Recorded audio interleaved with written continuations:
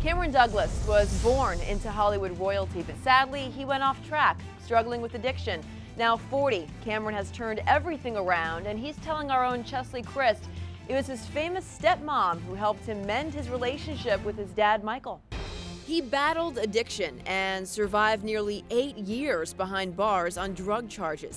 Now, the 40-year-old son of Michael Douglas is on a mission to turn his living hell into a cautionary tale in his book, Long Way Home. I can't go back and change some of those things, but what I can try and do is make them something hopefully that will be useful to people that are either struggling with addiction or have families that are struggling with loved ones. When do you feel like you reached rock bottom? I mean, there's so many times that, you know, I should have reached rock bottom. When I received my second sentence, I felt something inside of me sort of break. I sort of had two paths left open to me. One probably would have not allowed me to make it back, and the other gave me a purpose to start building a life for myself.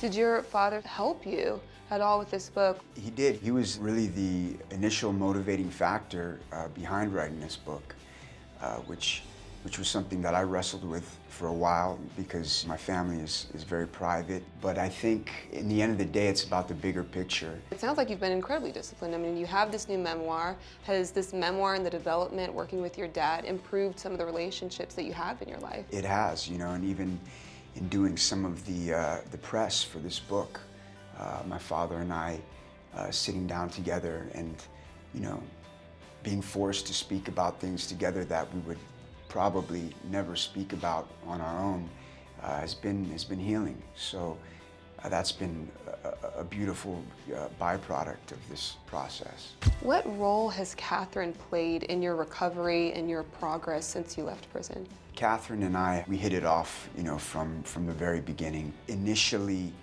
after coming home from prison, after all those years, my father was understandably a little bit standoffish.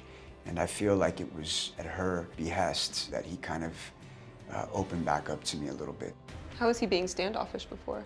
It was a short lifetime of, you know, the reckless behavior that landed me in prison. After so many years of that dynamic, it takes a little while to open yourself back up again. I mean, because he was pretty afraid for you. He'd seen, you know, the death of his half-brother Eric and was afraid that you would meet the same sort of demise. Is that right?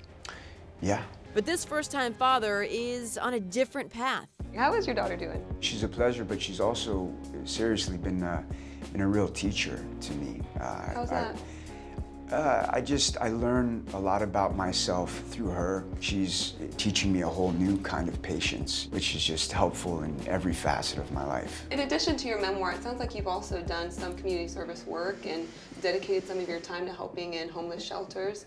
How has that kind of work benefited you and helped you to affect greater change in the community?